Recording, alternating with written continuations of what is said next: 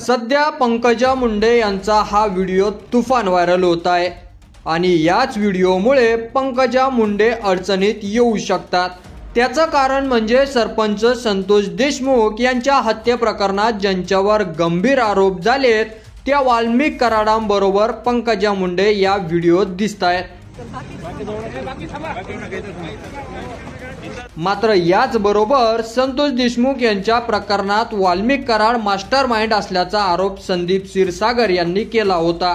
Master mind ही जी आहेत ना ही वाल्मिक कराड। दुसरा म्हणजे पंकजा मुंडे यांच्या दसऱ्या मेळाव्यातील वाल्मिक कराड यांच्या सोबत उल्लेख करतानाचा हा व्हिडिओ व्हायरल झाला आणि अधिवेशनात जितेंद्र आव्हाड यांनी उल्लेख करत धनंजय मुंडे पंकजा मुंडे हे वाल्मिक कराड यांच्या किती जवळचे आहेत असं जितेंद्र आव्हाड यांनी माध्यमांसमोर बोलले होते। मात्र त्यानंतर अंजली दमन यांनी सुद्धा म्हटलं होतं की वाल्मिक कराड या विषयावर पंकजा मुंडे का शांत आहे।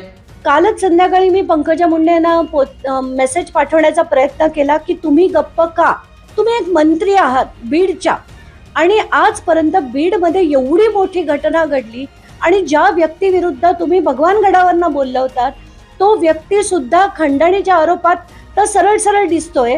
त्या व्यतिरिक्त ह्या संतोष देशमुखांच्या खुनामध्ये सुद्धा त्याचा हात आहे की नाही याच्यावर तुम्ही चकार शब्द सुद्धा का काढू नये। मात्र आता हा पंकजा मुंडे यांचा व्हिडिओ त्यांचं किती टेन्शन वाढवणार की पंकजा मुंडे या व्हिडिओवरून किती वादात सापडणार हे आता पाहावं लागणार आहे।